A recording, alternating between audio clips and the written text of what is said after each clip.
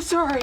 I had no idea how to find other people who looked like me before in the industry through the jobs that I was already on because I wasn't meeting a lot of me. Courtney Bell is one of the many women in the film industry feeling the lack of representation. Progress has been made with female protagonists in front of the camera, but the same cannot be said for behind the scenes. According to new research from the Center for the Study of Women in Television and Film at SDSU, women only made up 23% of key roles on set in the top 250 grossing films of 2024. These 5 women are on a mission to change that. It's hard, we have to fight for it. We wish it was built for us, but it's not. So unfortunately, we have to be the ones to do the pushing, which is really hard sometimes, every day. But if it has to be someone, then we're gonna do it.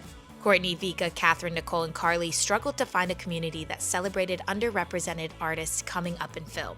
So they created one, Not Your Daddy's Films. Your Dad Was Not Watching films, oftentimes made by women of color, made by disabled filmmakers, made by non-binary creators. We want to give the world an opportunity to see other stories from a different perspective. And now, a word from our sponsors. Not Your Daddy's Films felt like a cheeky way to tell everybody that they're welcome, that everybody can be a daddy in this space. It doesn't matter what your gender is, you're a daddy. It started in a small bar with 30 people. 2.5 years later, they are selling out panels, workshops, and screenings with over 350 people. To reach an even bigger community outside the City of Dreams, they created the podcast, The Daddy Dailies. Welcome back to the Daddy Dailies podcast. I'm so excited to introduce you to our first guest. Oh my God, I'm so honored. Immediately, everyone was like, how can I help? How can I submit? How can I learn how to direct? The need was just there. So I like to say that the company really created itself. I was like, oh, we're actually doing something to help people. Like, this is not just a thing we're doing on Zoom together, putting together. It's making a difference. I can't believe we just did Only 8% of the top grossing films employed 10 women or more.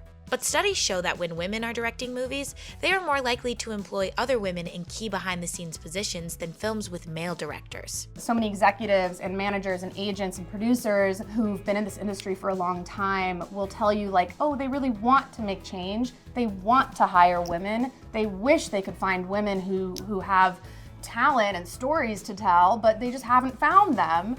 And they say that they aren't out there. They say that we aren't out there, but we're proving them wrong. And every event that we put on proves them wrong. Women are getting jobs because of Not Your Daddy's Films. Not just my voice. Like, I want to lift up with my voice marginalized voices. Wow. You know? Not Your Daddy's empowers filmmakers to tell stories for women by women.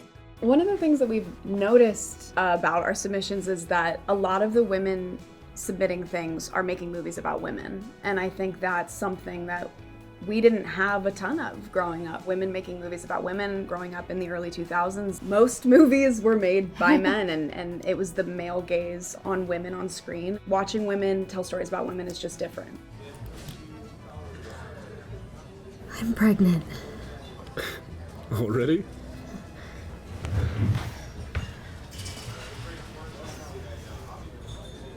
And I just peed a little bit. I would love to see a future where the film sets that I'm a part of in any capacity look more like a Not Your Daddy's Films event.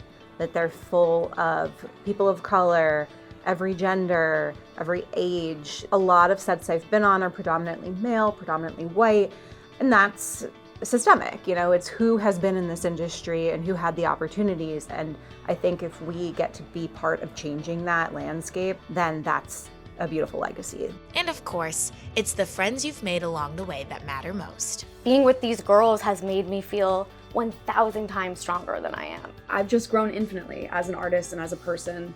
Oh no! Don't cry.